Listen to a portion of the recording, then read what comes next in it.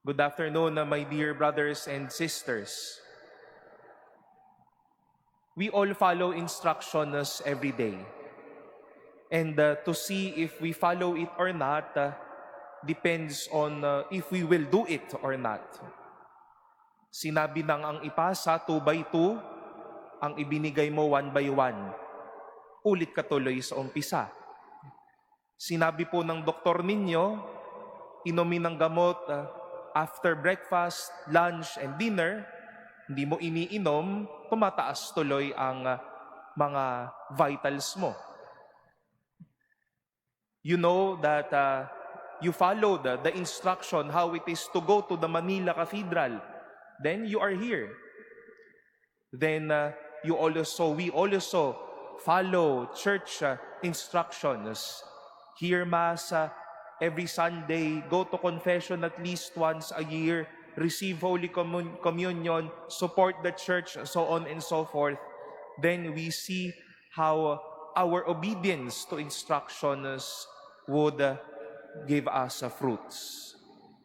But then we know, don't follow instructions, you see the bad fruits as well. Today we've heard how David in the near times of his death gave instructions to his son Solomon on how he will be a king. And then with a heart ready to respond, Solomon sat down as king, and towards we will be seeing how Solomon will also be entertaining, embracing the gift of kingship with much virtue and honor, because he followed the instructions of his father.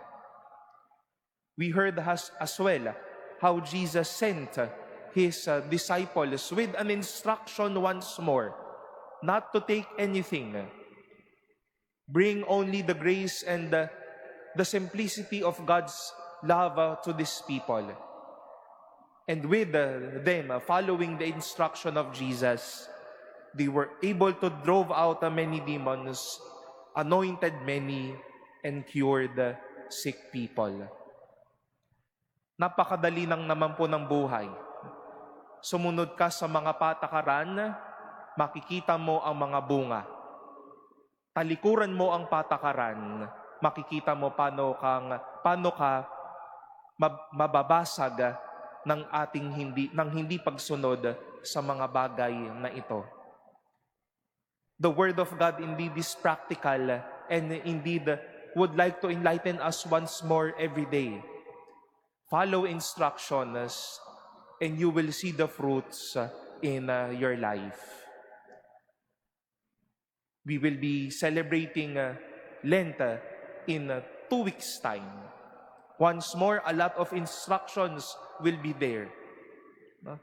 Fast every Ash Wednesday and Good Friday, abstain every Fridays of Lent, at least make more time in prayer and in repentance and also gift-giving.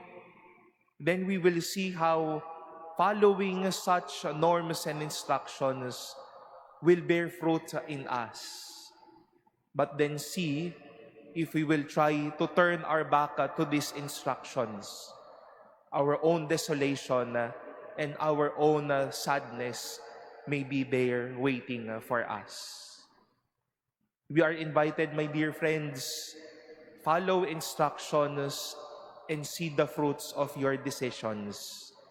And in the daily course of life, let these instructions mold and form us to be better persons, awaiting and receiving the goodness of the Lord in our lives.